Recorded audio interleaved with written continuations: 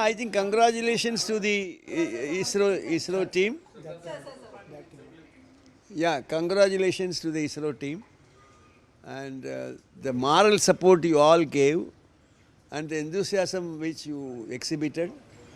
And let us hope that we will have a very successful mission ahead of us. So let us wait for that day.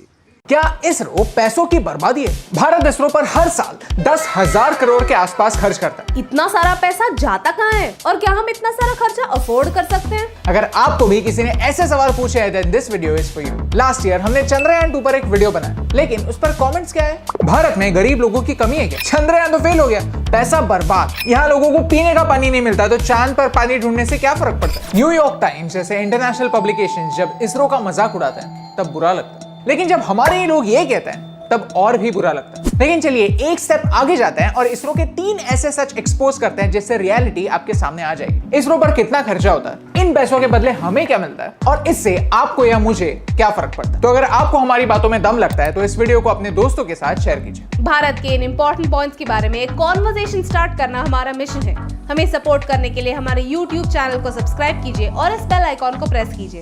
Number 1, ISRO पर कितना खर्चा होता है? ऐसे सवाल आने वाले हैं, ये सतीश धवन सर को पता था। इसीलिए जब वो इसरो के चेयरमैन बने तब बजट्स बर्डन ना बने, इसीलिए वो हर महीने सिर्फ 1 रुपए सैलरी लिया करते थे। और यही पैसे बचाने की आदत आज भी इसरो कंटिन्यू करता है। इसीलिए इसरो दुनिया का सबसे कॉस्ट एफिशिएंट स्पेस ऑर्गेनाइजेशन माना जाता है। 2020 में इसरो का बजट था 13,000 करोड़। ये नंबर काफी बड़ा लगता है, राइट? चलो इसे सिंपल करते हैं। अगर भारत का एनुअल बजट 100 रुपए होता तो इसरो की फंडिंग में सिर्फ 44 पैसे खर्च होते। एट द सेम टाइम हमारी पोस्टल सर्विस के लिए हम 14,000 करोड़, सब्सिडाइज राशन देने के लिए 1,15,000 करोड़ और हमारी बॉर्डर्स को सिक्योर रखने के लिए 4,70,000 करोड़ खर्च करते हैं। नहीं, काम तो सारे इंपॉर्टेंट होते हैं, लेकिन जब हम इस नंबर को आइसोलेशन में नहीं एक पर्सपेक्टिव के साथ देखते हैं तब नंबर्स के पीछे का मतलब समझ पाते हैं। जहां नासा का बजट $20 बिलियन है, इसरो उसके 1/10 बजट में काम करती है और फिर भी वर्ल्ड रिकॉर्ड बनाती है। कम पैसों में ज्यादा काम करने की इसरो को आदत जैसी है और ये एक्सपोज होना जरूरी है। नंबर 2,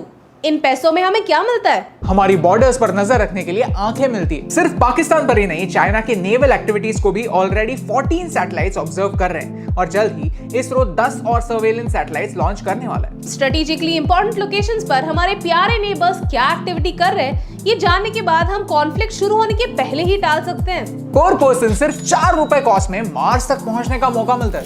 मंगलयान का बजट था 450 करोड़, जबकि द मार्शियन मूवी का बजट था 800 करोड़। यानी हॉलीवुड मूवी के आधे बजट में हम एक्चुअली मार्स पर जा चुके हैं। मंगलयान के साथ भारत दुनिया का पहला देश बना जो पहले ही अटेम्प्ट में मार्स तक पहुंच गया। मार्स ऑर्बिटर मिशन की कॉस्ट अगर हम हमारे सारे पॉपुलेशन में इक्वली डिवाइड करते हैं तो हर इंसान ने 4 रुपए से भी कम में भारत को मार्स तक पहुंचा है। और बताओ, इन पैसों में आदित्य L1 भारत का सूरज को स्टडी करने के लिए पहला मिशन, गगनयान भारत का पहला मैन्ड स्पेस मिशन, नासा के साथ पार्टनरशिप में डिजास्टर मैनेजमेंट और क्लाइमेट चेंज ऑब्जर्व करने वाला सैटेलाइट जो आज तक का सबसे एक्सपेंसिव अर्थ इमेजिंग सैटेलाइट होने वाला है, वो भी मिलता है। लेकिन अच्छी बात यह है कि नासा के लोग भी इसरो पर इतना विश्वास करते हैं कि ज्यादा से ज्यादा पैसा वो लगा रहे हैं, लेकिन टैलेंट यहाँ का यूज हो रहा है, जो भारत के लिए गर्व की बात है।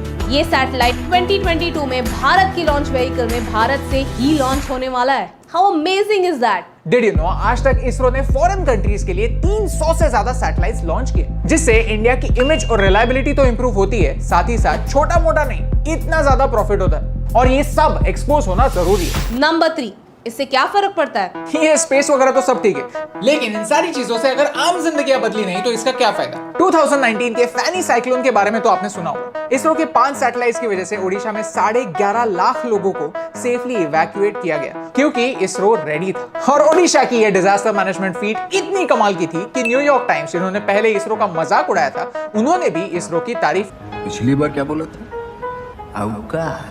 कोविड पैंडेमिक के टाइम इसरो के भुवन प्लेटफॉर्म की डिटेल्ड इंफॉर्मेशन की वजह से प्लानिंग और सर्वेलेंस में हेल्प हुई। डायरेक्ट टू होम के साथ पूरे देश में टीवी पहुंचाने से लेकर क्रॉप मॉनिटरिंग के साथ आने वाले ड्रॉट्स के बारे में फार्मर्स तक इंफॉर्मेशन पहुंचाने तक, जाने अनजाने में इसरो स्पेस से हमारी डे टू डे लाइफ का हिस्सा बन गया। तो जब कोई पूछता है कि इसरो से क्या फर्क पड़ता है तो बुरा लगता है, क्योंकि ये ऐसे पूछने जैसा है कि बच्चों के एजुकेशन में इन्वेस्ट क्यों करें? 15 साल का होने के बाद बच्चा तो कमा सकता है ना। अगर हम हमारे बच्चों के बारे में लॉन्ग टर्म सोच सकते हैं तो देश के बारे में क्यों नहीं? देखिए, कोई भी सवाल गलत नहीं होता, प्रॉब्लम तब होता है जब हमारा सफर सिर्फ सवाल पूछकर खत्म हो जाता है। कोई भी देश बिना साइंस में इन्वेस्ट किए एक डेवलप नेशन नहीं बन सकता, ये फैक्ट है, क्योंकि डायरेक्टली और इनडायरेक्टली साइंस में इन्वेस्ट किया हर पैसा लोगों की लाइफ को बेहतर बनाता है। क्या ये जरूरी है कि हमेशा बुरी चीजें एक्सपोज हो? क्या ये जरूरी है कि सच हमेशा कड़वा हो? I am proud of ISRO, और ये कहने में मुझे बिल्कुल शर्म नहीं है। अगर आप भी ये मानते हैं तो प्लीज इस वीडियो को शेयर कीजिए और हमारे असली अचीवमेंट्स के बारे में बात करना स्टार्ट कीजिए। हमारे देश के साइंटिस्ट हमारे देश के असली हीरोज हैं। ये वो लोग नहीं जिन्हें नासा ने रिजेक्ट किया है, ये वो लोग हैं जिन्होंने खुद नासा को रिजेक्ट किया। ये वो लोग हैं जो जानते हैं कि भारत परफेक्ट नहीं है, लेकिन फिर भी वो भारत को बेहतर बनाने की उम्मीद रखते हैं और कुछ ऐसा काम करते हैं जिससे आसमान भी छोटा पड़ जाता है। और ये असली सच एक्सपोज करने से मुझे फर्क पड़ता है। हे यस टीम, हम हमेशा सोचते थे कि मीडिया भारत के बारे में इतनी नेगेटिव क्यों, तो हमने एक पॉजिटिव सोल्यूशन बेस्ड अप्रोच अपनाया। अगर आपको ये वीडियो अच्छा लगा तो लाइक बटन प्रेस कीजिए। अगर आप यहाँ पर नए हैं तो यहाँ पर क्लिक करके सब्सक्राइब कीजिए और नए वीडियोस के अपडेट्स मिलने के लिए बेल आइकन को प्रेस कीजिए। और ऐसे ही और पॉजिटिव वीडियोस देखने के लिए यहाँ पर क्लिक कीजिए, क्योंकि आपके सपोर्ट से मुझे फर्क पड़ता है।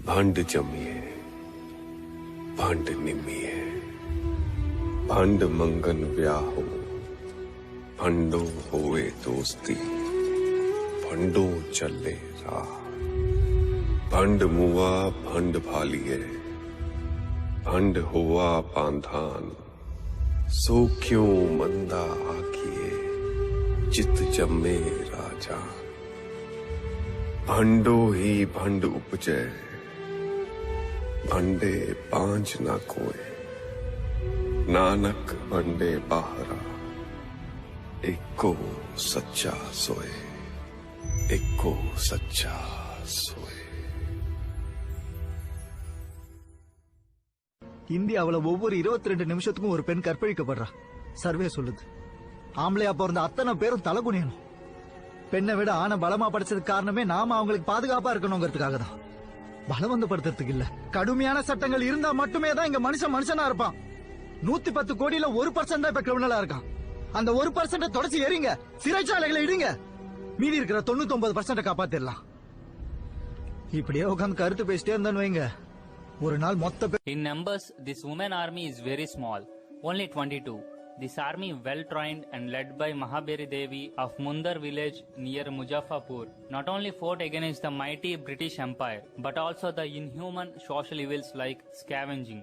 When the Indian Sipais revolted against their senior British army officers in 1857, that anger was not limited only to the cantonments but spread like wildfire among the citizens. Mahaberi Devi gathered 22 local women, educated and motivated them to campaign and fight against the then prevalent social evils like scavenging and untouchability.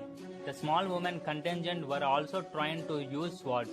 On May 8, 1857, they attacked the British soldiers with swords, sticks and stones and killed and injured many of them.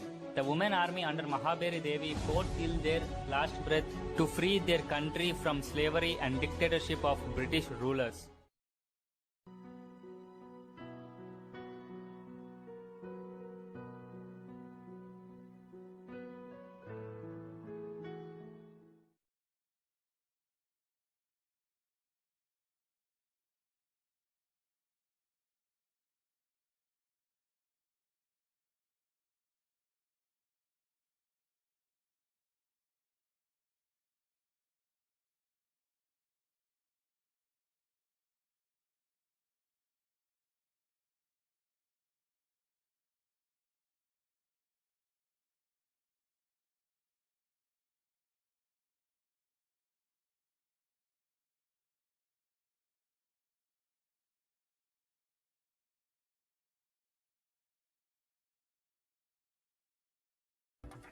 துப்புரவு பணிகளின் போது உயிரிழப்புகள் ஏற்படுவது தொடர்கதையாக துயரக்கதையாக நீடித்துக் கொண்டே இருக்கிறது.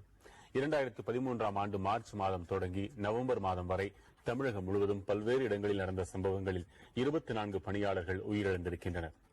இதில் 2013ஆம் ஆண்டு August மாதத்தில் மட்டும் 10 பேர் உயிரிழந்தனர். 2014ஆம் ஆண்டு பிப்ரவரி 16ஆம் தேதி திருவொற்றியூரில் பாதாள சாக்கடை அடைப்பை சரி செய்யும் பணியில் ஈடுபட்டிருந்த தொழிலாளர் ஒருவர் உயிரிழந்தார்.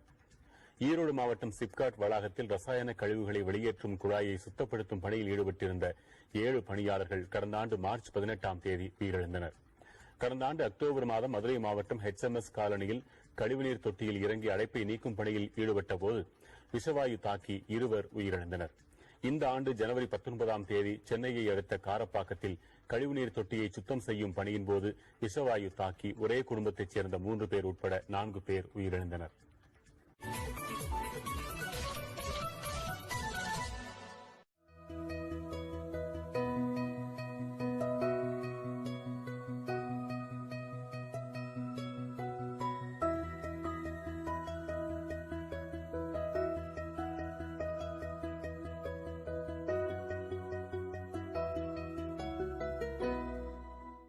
पांडे पर फिल्में बन रही है, कहते हैं 1857 की क्रांति का सूत्रधार वही है, वही हीरो है, मगर सच्चाई है वो इस देश का गद्दार था।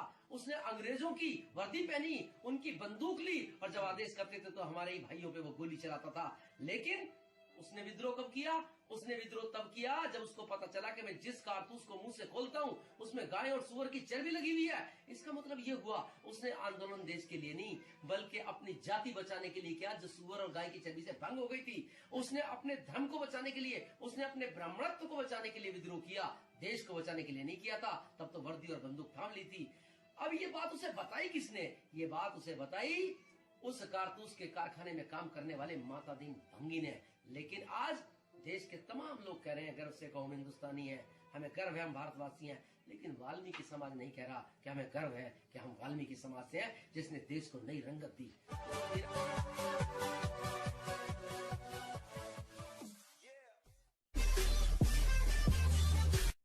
Did you know the story of the first freedom fighter of India? This is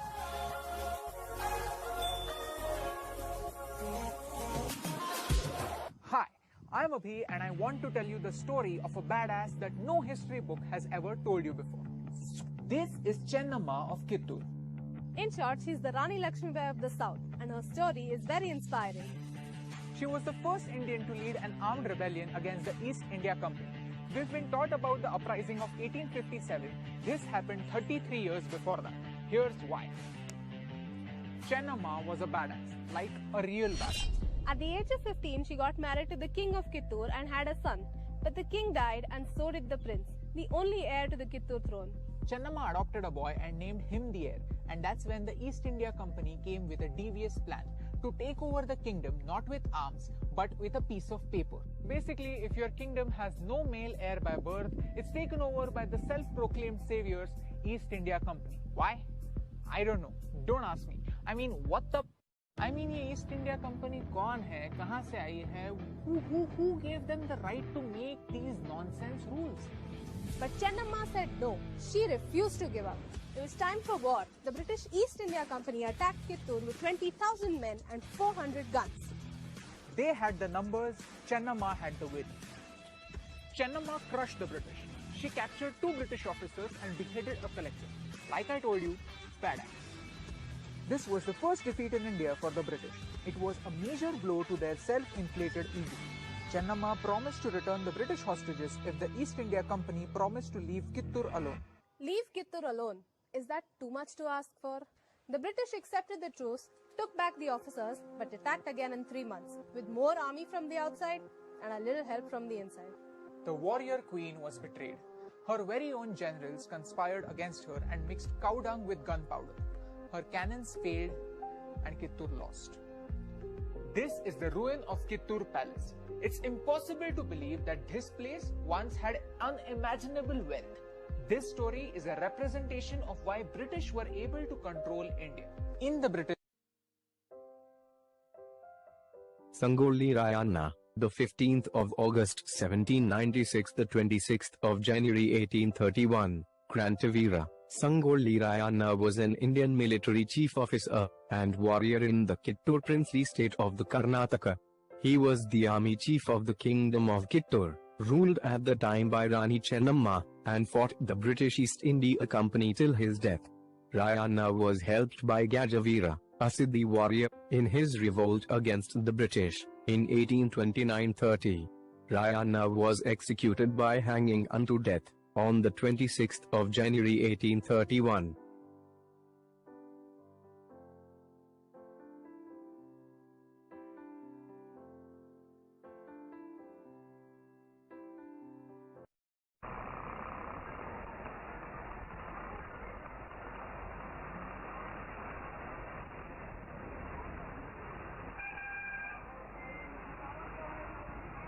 था वह अस्पृश्यता था, जिसके वजह से वो चाहते थे कि भाई हम भी अपने लोगों के साथ उठे बैठे, और वहाँ वो लोग उनको दरकिनार रखते थे। तो उन लोगों ने इस्लाम धर्म कबूल किया कि इस्लाम में जब जाएंगे तो हमको बराबरी का हक मिलेगा। लेकिन यहाँ आने के बाद भी जो मुसलमानों के मनोवादी लोग थे, है नहीं, मुसलमानों के मनोवादी लोग जिन्होंने यहाँ वर्ण व्यवस्था कायम करके रखा, और लिखा हुआ है हमारे यहाँ अहमद रजा खान साहब ने फतवा रिजविया में लिखा कि अगर ये जुलाहा और हायक, है नहीं, और क्या कहते हैं कसाई और नाई और धोबी, ये जो नीचे काम करने वाले लोग हैं, ये आलिम भी हो जाएंगे, विद्वान भी हो जाएंगे, तब भी ये सैयद के बराबर के नहीं हो सकते, शेख के बराबर के, ये सुरफा के कुफू नहीं, यही लाइन है।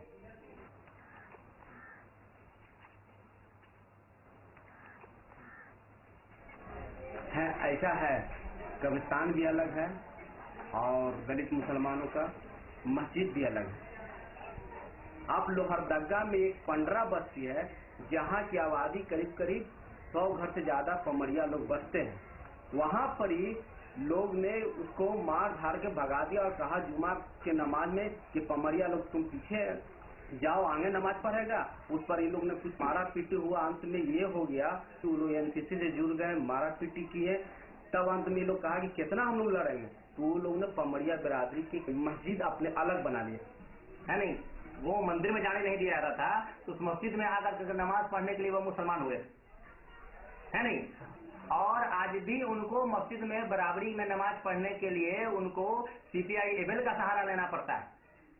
ये जो फॉरवर्ड मुसलमान है, अपने दलित भाइयों को क्या मैसेज देना चाहते हैं कि तुम सीपीआई ज्वाइन कर क्या हो तो नमाज पढ़ने देंगे, नहीं तो तुम मस्जिद से बाहर हो।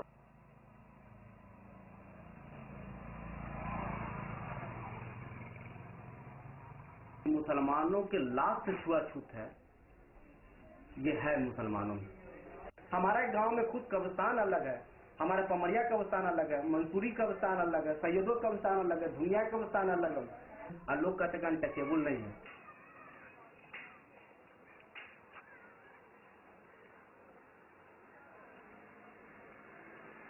हिंदू जब मुसलमान को टारगेट करके हिंदू पोलराइजेशन करता है तो नेता तो उसका ब्राह्मण ही बनता है। तो मुसलमान जब पोलराइज होता है तो नेता तो सैयद ही बनता है, नहीं तो कोई तो शेख या पठान ही बनता है। जुलाहा को कहाँ कौन नेता मानता है। ये एक और चीज बताइए कि जो बीजेपी का जोर रहा बीच में और हिंदू भी अपने साथ रखे, तो ये कौन कौन लीडर हैं और उनकी क्या कास्ट है? तो टोटल फॉरवर्ड कास्ट के लोग, ये लोग टोटल फॉरवर्ड कास्ट के लोग हैं। बिहार में गए जो अनवारुल हक शेख बिरादरी के थे, सैयद शाहनवाज तो जानवे के थे सैयद हैं। फिर आरिफ मोहम्मद खान गए, खान है। फिर नजमा हफ्तुल्लाह के वो सैयद हैं। दोनों तरफ से उधर के फॉरवर्ड और इधर के फॉरवर्ड मिलकर के इस किस्म का संगठन बनाते हैं। एक दूध गर्म करता है, दूसरा उसमें जोरन डालता है और सांप्रदायिकता का दही जमा करके राज करना चाहते हैं। ये दोनों तरफ के फॉरवर्ड लोग।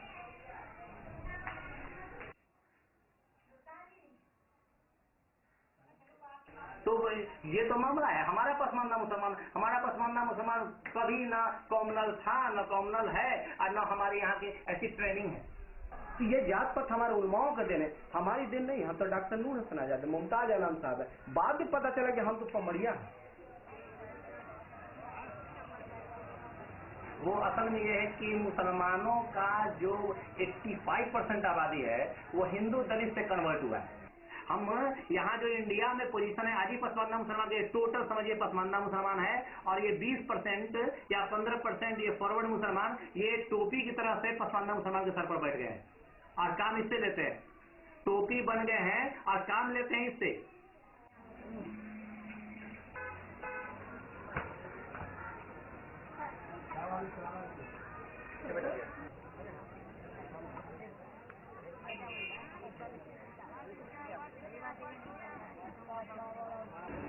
This Varna, as far as I can see in the present day, I think it is even today very relevant. Those who can carry the tradition of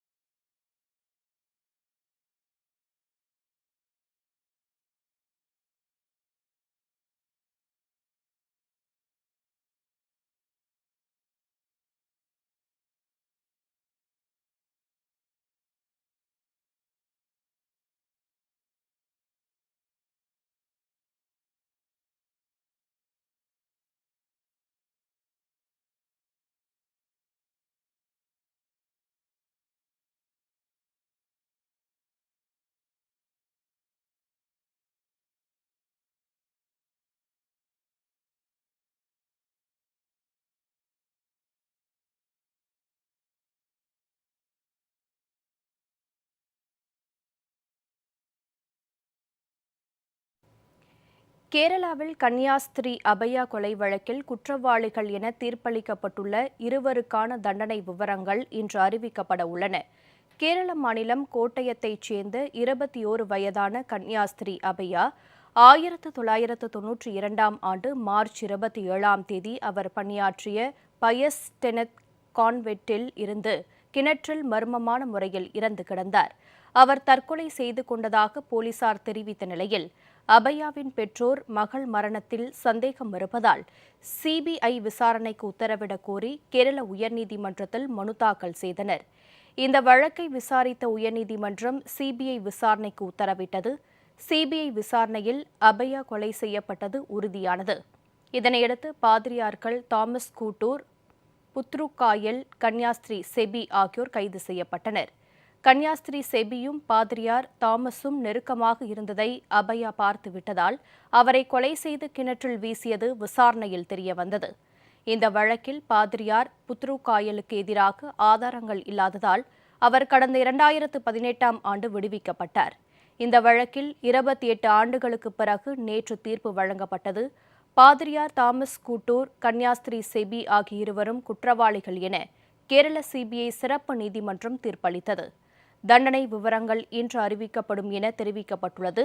கொல்லப்பட்ட கன்னியாஸ்திரி அபயாவின் பெற்றோர் தாமஸ், லீலாமா இருவரும் 28 ஆண்டுகளாக தீர்ப்பிற்காக காத்திருந்த நிலையில் சில ஆண்டுகளுக்கு முன் காலமானார்கள் என்பது குறிப்பிடத்தக்கது.